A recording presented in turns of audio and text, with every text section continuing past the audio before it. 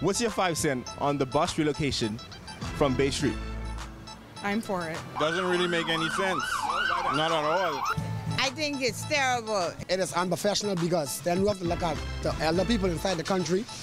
Some Bahamians, they don't think before they talk and before they get upset.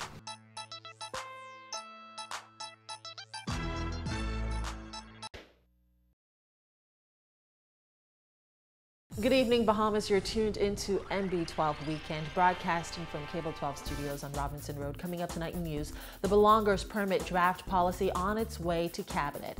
Electricity costs reportedly down 20%. Government urged to reconsider LNG, plus Baha Mar's solution to reducing electricity demands. I'm Paige McCartney. We've got those stories and more straight ahead on MB12 Weekend.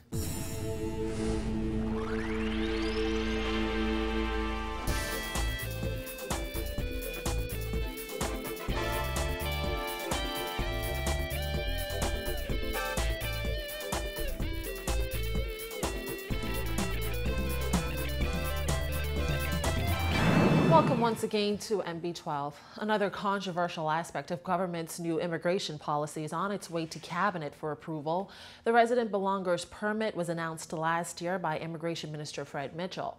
The aim is to offer people born in the Bahamas who have a constitutional entitlement to apply for citizenship a status pending the determination of their application. Mitchell told MB12 the draft of that new policy will be presented to Cabinet on Tuesday. If approved, Mitchell said he hopes that would soon be placed on the agenda of the House of Assembly. I had hoped that it would have gotten through the Cabinet last Tuesday, but you know, just some tweaking had to be done, and so I believe it'll be ready for this Tuesday. And as soon as the House agenda permits it, it'll be introduced as a first reading. So it's part of a comprehensive set of amendments to the Immigration Act, the Principal Immigration Act. Well, Mitchell said the new permit puts holders in a better position than they are now. He said many people who were born in the Bahamas to foreign parents are in no man's land and are unable to open a bank account. I wish people would stop saying that, you know. These folk who keep trying to make victims out of a particular national group. This is a generic policy. Anyone who is not a Bahamian has to have a permit to be in the Bahamas. That's it. You either a permit to work, or a permit to go to school, or a permit to live. So that's what you need. And what they're arguing about is the class of people who were born here to non-nationals and refused before now to get a permit to reside. So they have no immigration status. And what they seem to be suggesting is once you apply for citizenship, or you have the right to apply for citizenship, that makes it possible for you to stay here. No, it does not.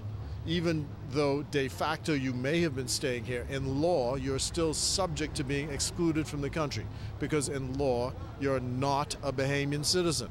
And I say again, not.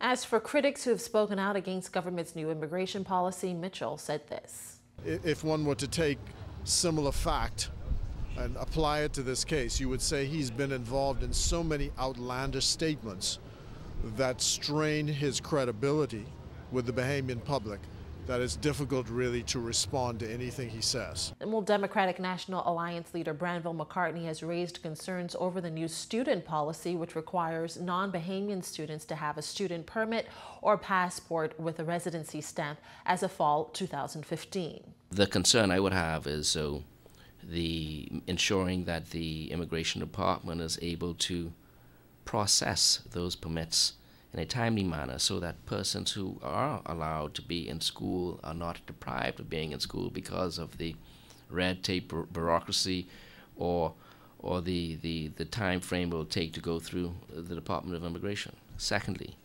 there is a concern about those children now who is not allowed to go to school because they are here illegally. What happens to those children? And I haven't heard the government address that.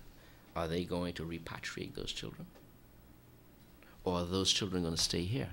The annual permit costs $25 with a processing fee of $100. However, Prime Minister Perry Christie has said that no child in the Bahamas would be prevented from getting an education if he or she does not have a permit. Every time you repatriate, other persons come. Notwithstanding spending $232 million on all these vessels a year ago, it ain't working. I said it, and now it's coming to fruition. They kept doing the same thing over again, buying, spending money on boats that cannot man our water, as opposed to spending it on technology. McCartney warns this new policy could have consequences. Concern would be what happens to those children now who's not in school, and they and their parents have not been repatriated. Do they stay here uneducated? And what does that do to our society? And the government really needs to address that. In other news, Executive Chairman of the Bahamas Electricity Corporation, Leslie Miller, says electricity costs have decreased by 20%, and with planned upgrades, BEC customers could soon be seeing a further reduction. We have seen so far anywhere from 18 to 22% reduction in the cost of electricity bills over the last, say, 2 to 3 months. But you got to realize that you have this time lag. BEC orders fuel, but every 8 weeks is when we order fuel. So what happens today isn't going to affect us until 8 weeks out, depending on the amount of fuel that we would have bought in, you see. So we're always 2 months behind whatever the price structure is. However, Miller says not everything has decreased. Over the last 2 weeks, there's been an increase of about 22% on fuel. So we need now to move as quickly as possible to enable us to get those benefits to pass on to the consumers. And the oil companies have a habit of fitting in your price to the highest price when they send you the bill. So there's a lot of gimmicks being played, and that's why it's so important, like the Prime Minister has indicated over and over, that we need to hedge. In other words, you have a hedging contract with one of the major suppliers, so that for the next 5 to 7 years, you will know that that is the cost of your fuel. That every month you write a check for so much, and that's what it's going to cost, versus the fluctuation that's going to take place in the market. And Bamboo Town MP Renwood Wells has questioned government's delay in restructuring BEC and insisted that officials seriously consider liquefied natural gas. Simone Davis reports. I am looking at how we could get the electrical cost down to Bahamians dramatically. And I'd like to see, rather than paying a $6 or $7 or even $1,000 electricity bill, that we cut that in half to around $500, $300, those kinds of things. And I believe it is possible with LNG. Not that it is possible, it will happen if we move in that particular direction. That was Bamboo Town MP Renwood Wells stating that if BEC switches to liquefied natural gas, it would be in the best interest of the Bahamian economy.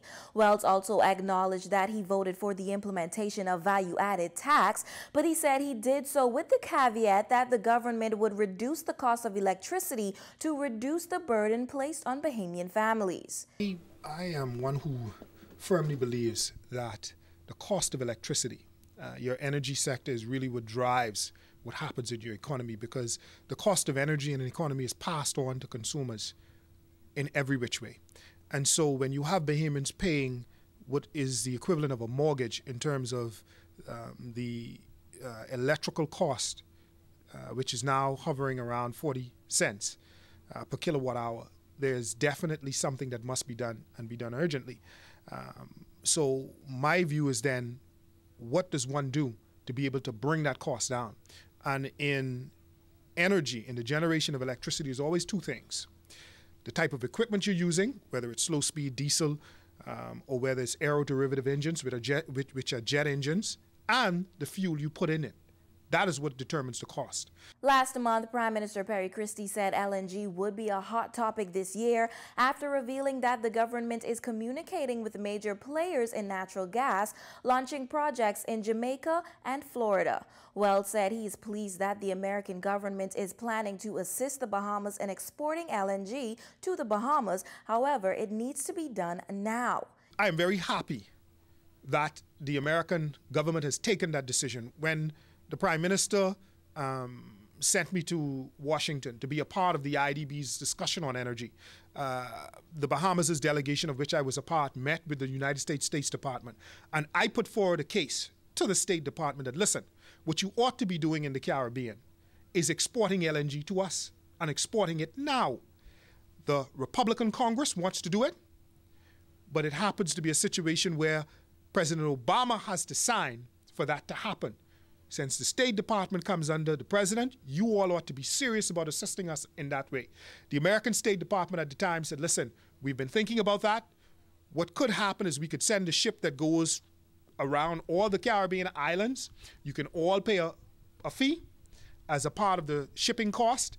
My position at that time was, good idea, but not good enough for me. Wells noted that the main focus of Bahamians should be building a Bahamian economy that can survive global hardships, including food security and energy security.